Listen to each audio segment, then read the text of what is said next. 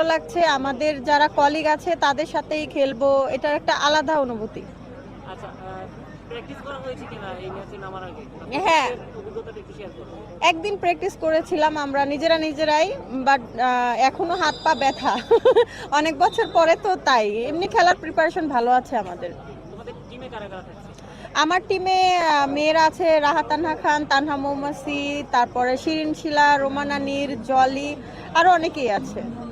মানে তোমাদের যে দলটা সেটা কতটুকু স্ট্রং, প্রতিপক্ষকে কতটুকু তারা টেক্কা দিতে পারবে? আসলে আমরা সবাই নিজেদের অ্যাক্টিং নিয়ে ব্যস্ত থাকি, আমরা কেউ তো প্রফেশনাল ফুটবলার না, বাট আমরা নিজেদের সাইড থেকে চেষ্টা করব একটু ভালোভাবে খেলার। করেন করেন, আপনাদের কিছু জিজ্ঞাসা করা থাকলে করেন।